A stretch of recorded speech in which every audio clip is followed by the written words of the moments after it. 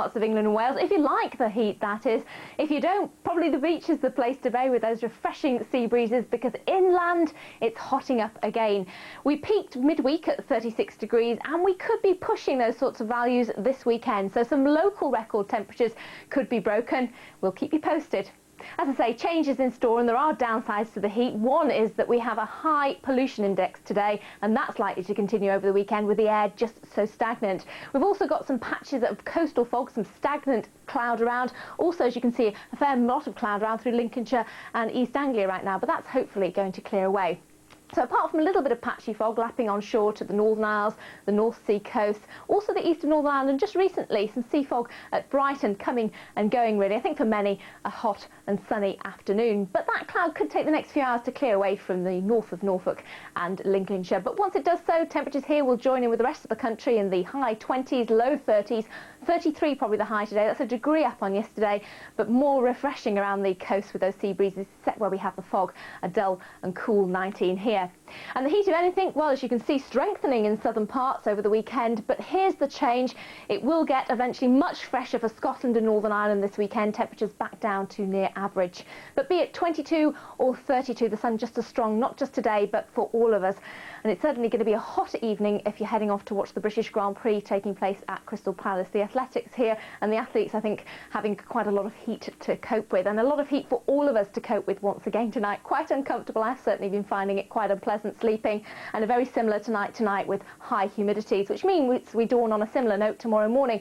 Quite a bit of mist and fog around, I think, again, as we had this morning. Perhaps a few more dense patches around, but they should burn back to the coast quite readily. Always the risk of some coastal fog, but here's the change. More cloud for western Scotland and Northern Ireland, bringing some shower outbreaks of rain, even the odd heavy bursts through the day. So quite a change on recent days here.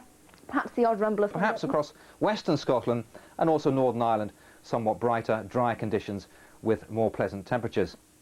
But the main problem, as our Met Office weather warning shows, is scattered thunderstorms across parts of northern England for the next few hours, some torrential downpours of rain and some very dangerous driving conditions indeed. Now, we haven't seen the last of those storms either, because down in the southwest, another line of showery outbreaks of rain started to get through. They could well turn out to be thundery as we move through the afternoon, as well as one or two moving into the home counties, bumping into some very high temperatures during the course of the afternoon. Much fresher conditions for Northern Ireland and western Scotland.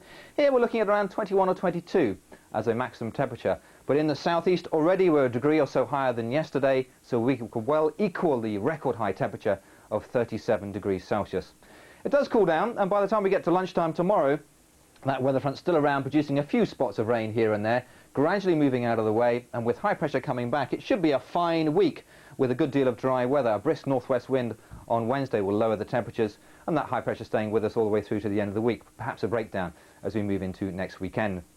Now the winds, well, they're mainly light to start with, but I think by the time we get to Wednesday, quite a fresh northwesterly breeze setting in for most of the United Kingdom, lowering the temperatures. So we will see cooler conditions.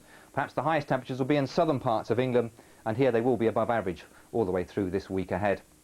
Now tonight there's a few thunderstorms around and still quite humid, much fresher conditions to the northwest, and here lower temperatures, 7 to 9 degrees. And then tomorrow still a lot of cloud across a large part of central and eastern England, but brighter, drier, fresher conditions moving in from the Atlantic. So Northern Ireland, a good part of Scotland, most of West Wales and the southwest England, seeing more in the way of sunshine, and it'll feel somewhat more comfortable. Look at the difference in temperature in the southeast, 25 in the home counties. By Tuesday, somewhat warmer. Still a risk of some patchy rain moving into parts of northern Scotland, and breezy here as well. As a result, a lot cooler. That'll move out of the way, and by the time we get to Wednesday, it's a largely fine story with a good deal of sunshine, just 1 or 2 showers across the northern half of the British Isles. By Thursday, well, the picture shows it all, really. A lot of fine, sunny weather to come, not as hot, and by Friday, the risk of some patchy rain moving in from the southwest. Back to you, John.